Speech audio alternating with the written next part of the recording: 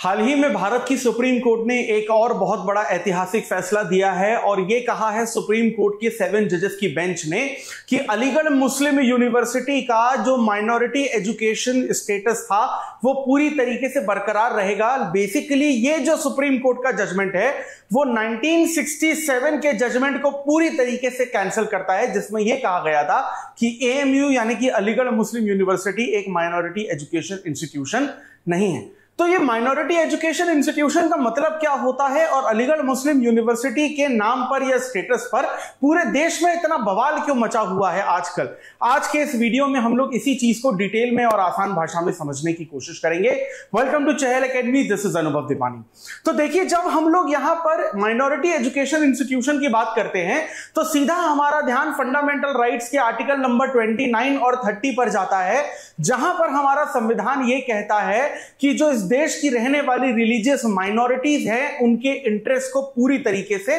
Protect किया जाएगा। और वहीं अगर हम लोग आर्टिकल नंबर 30 क्लॉज 1 की बात करें तो यह कहा गया है कि इस देश की हर रिलीजियस माइनॉरिटी को इस बात का अधिकार है कि वो अपने रिलीजन से रिलेटेड किसी तरीके का एजुकेशनल इंस्टीट्यूशन यहां पर एस्टैब्लिश कर सकते हैं। लेकिन अलीगढ़ मुस्लिम यूनिवर्सिटी को जब सर सैयद के द्वारा एस्टैब्लिश किया गया था और 1950 में जब कॉन्स्टिट्यूशन इंप्लीमेंट हुआ और बाद में भी उसे फिर माइनॉरिटी इंस्टीट्यूशन का दर्जा दिया गया, तो उसके बाद भारतीय सरकार का यह कहना था कि अलीगढ़ मुस्लिम यूनिवर्सिटी को आजादी के बाद पार्लियामेंट्री एक्ट से पास किया गया था, ना कि मुसलमानों के द्वारा स्थापित किया गया था। इसलिए एएमयू यानी कि अलीगढ़ मुस्लिम यूनिवर्सिटी को हम लोग माइनॉरिटी एजुकेशन इंस्टीट्यूशन का दर्जा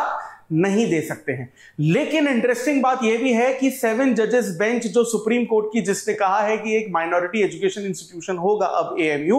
उस सुप्रीम कोर्ट की बेंच का यह कहना है कि यह फाइनल डिसीजन नहीं है, लेकिन सुप्रीम कोर्ट ने अब एक माइनर ब्रांच यानी कि 3 जजेस ब्रांच बेंच के पास, सुप्रीम कोर्ट की बेंच के पास ये एक जजमेंट दोबारा से भेजा है ताकि वो उस पर फाइनल वर्डिक्ट दे सके। तो चलिए अब हम लोग इसको बेसिकली डिटेल में समझने की कोशिश करते हैं। तो देखिए, हाल ही में यहां पर सुप्रीम कोर्ट ने ये बोला कि अलीगढ़ मुस्लिम यूनिवर्सिटी जो है वो पूरी तरीके से होलिस्टिक है और रियलिस्टिक है और इनका जो माइनॉरिटी इंस्टीट्यूशन का दर्जा है वो पूरी तरीके से यहां पर सेफ रहेगा। कॉन्स्टिट्यूशन की 7 जज की बेंच थी, यानी एक बेंच जिसमें 7 जजेस बैठते हैं तो 7 जज बेंच कहलाती है, जिसमें 4:3 की मेजॉरिटी से अलीगढ़ मुस्लिम यूनिवर्सिटी के फेवर में यहां पर बेसिकली बात आई थी। अब अलीगढ़ मुस्लिम यूनिवर्सिटी के केस को डिटेल में समझने के लिए हमें थोड़ा सा हिस्टोरिकल बैकग्राउंड की तरफ जाना पड़ेगा। और ये अलीगढ़ मुस्लिम यूनिवर्सिटी की जो कंट्रोवर्सी है वो आजादी के बाद 1967 में शुरू होती है, जब S Aziz Basha versus Union of India का केस होता है,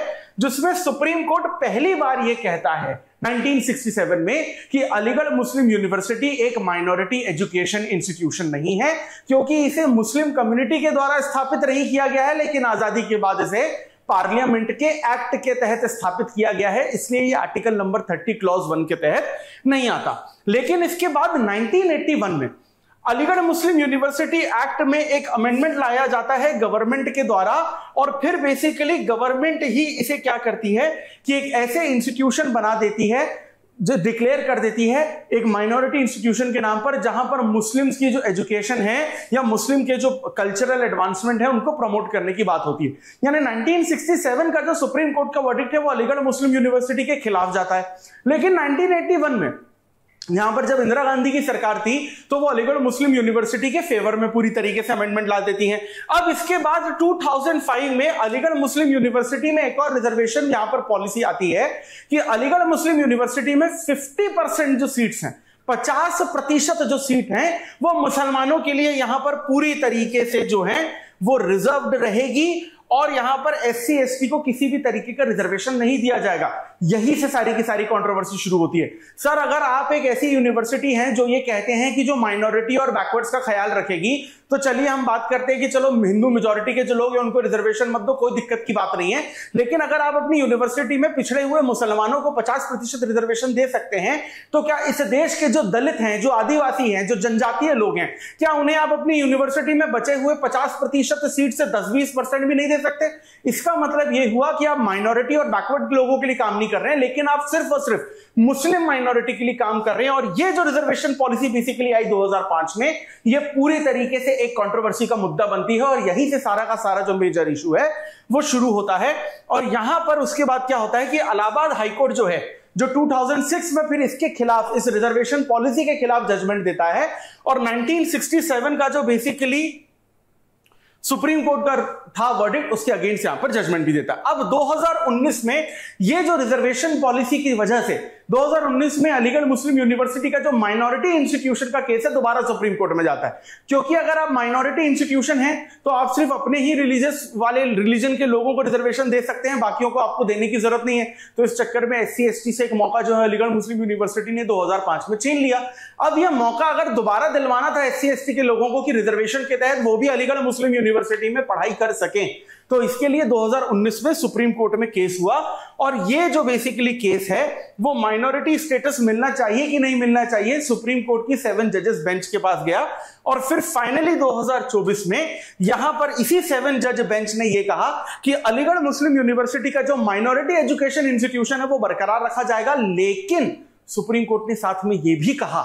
कि ये जो हम डिसीजन अभी दे रहे हैं ये फाइनल डिसीजन नहीं है, ये हमारा मानना है, लेकिन जो फाइनल डिसीजन होगा वो सुप्रीम कोर्ट की एक स्मॉलर बेंच, 3 जज बेंच के पास दिया जाएगा और वो फाइनली डिसाइड करेंगे। यानी कि ये केस आज अभी 2024 में खत्म नहीं हुआ है, आने वाले महीनों और सालों में हमें और भी कुछ चीजें इसमें देखने को मिलेगी। लेकिन अगर हम लोग यहां पर कॉन्स्टिट्यूशनली थोड़ी सी बात करने की कोशिश करें कि ये जो माइनॉरिटी इंस्टीट्यूशन है वो कॉन्स्टिट्यूशन के किन आर्टिकल्स के तहत दिया जाता है, तो सबसे पहले हमें देखने को मिलता है आर्टिकल 30 क्लॉज 1, जिसमें यह कहा जाता है कि कोई भी ऐसी रिलीजियस माइनॉरिटी है हमारे देश में तो वो अपना एजुकेशन इंस्टीट्यूशन जो है वो पूरी तरीके से यहां पर स्टैब्लिश कर सकती है। प्लस यहां पर यह भी कहा गया है आर्टिकल नंबर 15 क्लॉज 5 के तहत जो माइनॉरिटी एजुकेशन इंस्टीट्यूशन है वो बेसिकली क्या है कि SC STs को यहां पर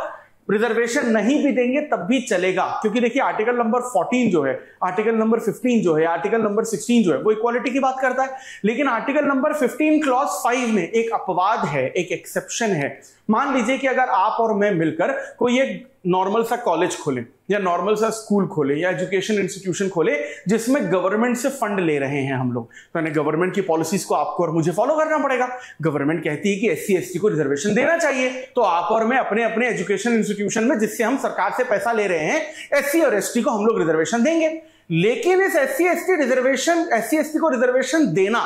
जरूरी नहीं है। अगर आर्टिकल 15 क्लॉज 5 को हम लोग देखें, उसमें कहा गया है कि अगर माइनॉरिटी एजुकेशन इंस्टीट्यूशन है तो उसमें SC ST को आप रिजर्वेशन न दीजिए, कोई दिक्कत की बात नहीं है। अलीगढ़ मुस्लिम यूनिवर्सिटी ने इसी आर्टिकल 15 क्लॉज 5 का इस्तेमाल किया था 2005 की अपनी रिजर्वेशन की पॉलिसी में।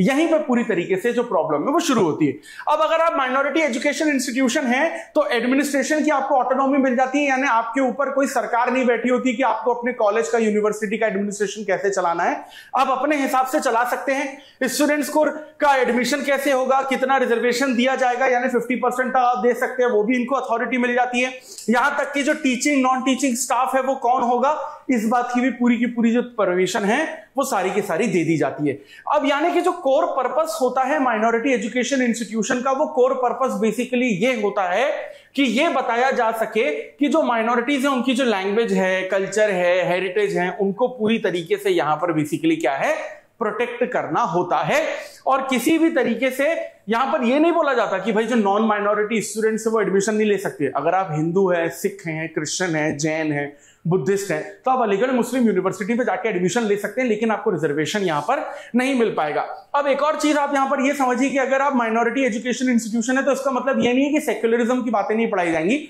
सेक्युलर टीचिंग दी जा सकती है, यानी कि दूसरे रिलीजन की जो फिलोसॉफीज है उनकी भी पढ़ाई ग्रेजुएशन, पोस्ट ग्रेजुएशन, PhD के नाम पर AMU में करवाई जा सकती है। तो अगर आप एक माइनॉरिटी एजुकेशन इंस्टीट्यूशन है फिर भी चाहे तो आप सेक्युलर चीजें पढ़ा सकते हैं, उसमें किसी भी तरीके की कोई दिक्कत नहीं है। एक और चीज इसमें यहां पर ध्यान रख लीजिए कि अगर आप माइनॉरिटी एजुकेशन इंस्टीट्यूशन है और अगर आप सरकार से पैसा ले रहे हैं अपने इंस्टीट्यूशन को चलाने के लिए, जैसे अलीगढ़ मुस्लिम यूनिवर्सिटी लेती है, यानी कि गवर्नमेंट एड अगर आप ले रहे हैं, तो आप इस बात के लिए मजबूर नहीं हो जाते कि आप सेक्युलरिज्म को ही बढ़ावा दे, यानी कि सरकार से पैसा लेने के बावजूद आप माइनॉरिटी एजुकेशन इंस्टीट्यूशन रहेंगे। यह फिर से एक बहुत बड़ा कॉन्ट्रडिक्शन देखने को मिलता है सर। मान लीजिए कि अगर मैं किसी एक रिलीजन का हूं और मैं अपना एक एजुकेशन इंस्टीट्यूशन खड़ा करता हूं और मैं ये कहता हूं कि भाई मैं तो आर्टिकल नंबर 30 के तहत अपना एजुकेशन इंस्टीट्यूशन खड़ा कर रहा हूं रिलीजन के नाम पे और मैं अपने रिलीजन को प्रमोट करूंगा, और अगर मैं सरकार को बोलता हूं कि तुम मुझे पैसा दो और तुम्हारे पैसे से मैं अपनी यूनिवर्सिटी चलाऊंगा, और फिर मैं सरकार को कहता हूं कि मैं तुम्हारी गाइडलाइन भी फॉलो नहीं करूंगा, मैं सारे रिलीजन को प्रमोट नहीं करूंगा, लेकिन मैं सिर्फ अपने रिलीजन को प्रमोट करूंगा, तो ये तो वही बात हो गई सर कि मैंने आपसे पैसे लिए, अपने घर पे राशन खरीद के लाया और फिर आपने बोला कि सर मेरे पैसे से राशन खरीदे हो तो हमें भी थोड़ा खाना खिला दो, तो मैंने कहा नहीं मैं आपको खाना नहीं खिलाऊंगा, ये तो मेरा खाना है। ये बिल्कुल वैसी ही बात है, यानी जो कॉन्ट्रडिक्शन है वो काफी ज्यादा है, इसलिए बेसिकली यहां पर आपको थोड़ी सी प्रॉब्लम जो है वो देखने को मिल रही है। अब यहां पर सुप्रीम कोर्ट ने जो 7 जज बेंच ने कहा है कि हम 3 जज बेंच को पूरी की पूरी चीजें देने वाले हैं, ट्रांसफर करने वाले हैं केसेस की, सुप्रीम कोर्ट का यह कहना है कि ये एजुकेशन इंस्टीट्यूशन माइनॉरिटी का है या नहीं, ये 2 चीजों से डिसाइड होगा, एक तो एस्टैब्लिशमेंट से डिसाइड होगा और एडमिनिस्ट्रेशन से डिसाइड होगा। अब अगर हम लोग एस्टैब्लिशमेंट की बात करते हैं तो अगर हम लोग हिस्टोरिकल बैकग्राउंड में जाते हैं तो इसको तो बेसिकली क्या है कि सर सैयद ने एस्टैब्लिश किया था, मुस्लिम से बेसिकली क्या डोनेशन फंड लिया गया था, लेकिन जब हम ऑफिशियल एस्टैब्लिशमेंट की बात करते हैं तो 1950 के बाद इसको पार्लियामेंट एक्ट के थ्रू एस्टैब्लिश किया गया था। तो कानूनी तौर पर अगर हम लोग देखें तो माइनॉरिटी एजुकेशन इंस्टीट्यूशन डिजर्व करता नहीं है ये, क्योंकि ये पार्लियामेंट्री एक्ट से बनाया गया है, उस पर्टिकुलर रिलीजन से नहीं बनाया गया। प्लस ये अलीगढ़ मुस्लिम यूनिवर्सिटी जो बेसिकली अपना एडमिनिस्ट्रेशन चला रही है, जो इनको पैसे मिलते हैं ये खुद के इनके पैसे नहीं है, इनके घर के पैसे नहीं है, सरकार इनको फंड देती है। लेकिन अगर दूसरा हम लोग यहां पर देखें एडमिनिस्ट्रेशन, तो यहां पर एडमिनिस्ट्रेशन के थ्रू हम लोग ये देखते हैं कि माइनॉरिटी एजुकेशन इंस्टीट्यूशन जो है वो पूरी तरीके से ऑटोनॉमस होता है, यानी अपना एडमिनिस्ट्रेशन किस तरीके से चलाना है इनको ये खुद डिसाइड करते हैं। तो एडमिनिस्ट्रेशन के हिसाब से देखें तो ये बेसिकली क्या है कि माइनॉरिटी एजुकेशन इंस्टीट्यूशन जो है उसका कैरेक्टर हमको यहां पर दिखाई देता है। अब देखिए कि यहां पर इंपैक्ट जो है इन सारी की सारी चीजों का अलीगढ़ मुस्लिम यूनिवर्सिटी पर क्या पड़ने वाला है। सबसे पहले हम लोग बात करते हैं कि गवर्नमेंट का जो कंट्रोल है वो किस तरीके से होगा, यानी कि यहां पर 1950 के बाद अगर आप देखें तो एएमयू एक्ट में कई बार अमेंडमेंट किया गया है, यानी गवर्नमेंट ने इस तरीके की कोशिश की कि अलीगढ़ मुस्लिम यूनिवर्सिटी में थोड़ा बहुत एडमिनिस्ट्रेशन में रोल सरकार का भी हो, लेकिन जमीनी स्तर पर सरकार को उस तरीके का रोल जो है यहां पर बिल्कुल भी नहीं देखने को मिला है। एडमिनिस्ट्रेटिव ऑटोनॉमी इनकी है ही, क्योंकि एस्टैब्लिशमेंट और इनका जो पर्पस था वो ये था कि माइनॉरिटी को हम लोग ज्यादा से ज्यादा यहां पर ऑटोनॉमी दे सके। सबसे बड़ी प्रॉब्लम यही है, जो सबसे बड़ी कंट्रोवर्सी की चीज हमें देखने को मिलती है वो ये पर्टिकुलर पॉइंट है, जिसके बारे में इस वीडियो में मैं ऑलरेडी 2 से 3 बार बता चुका हूं कि अगर आप माइनॉरिटी एजुकेशन इंस्टीट्यूशन हैं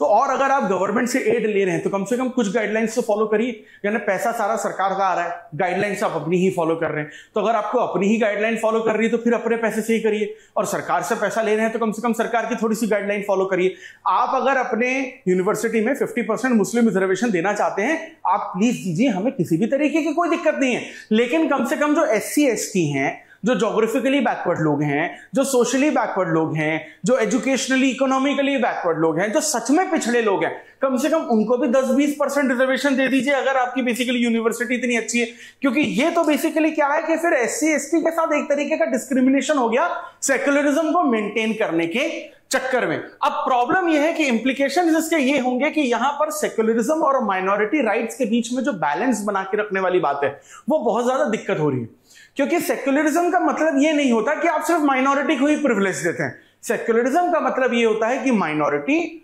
मेजॉरिटी और बैकवर्ड इन तीनों के बीच में इक्वालिटी मेंटेन होती है। अगर मेजॉरिटी प्रिविलेज्ड है और माइनॉरिटी दबी हुई है तो ये सेक्युलरिज्म नहीं है, लेकिन अगर माइनॉरिटी प्रिविलेज्ड है और मेजॉरिटी दबी हुई है, सर ये भी सेक्युलरिज्म नहीं है। सेक्युलरिज्म तब आएगा जब ये कोई दबा ना रहे, कोई प्रिविलेज ना रहे, दोनों के दोनों एग्जैक्टली इक्वल रहें। तो ये इक्वालिटी तो आ ही नहीं रही है, क्योंकि यहां पर एक ही कम्युनिटी को प्रिविलेज मिल रहा है, दूसरी को तो मिल ही नहीं रहा है। तो सेक्युलरिज्म के बीच में और माइनॉरिटी राइट्स के बीच में हमको यहां पर बहुत ज्यादा दिक्कतें देखने को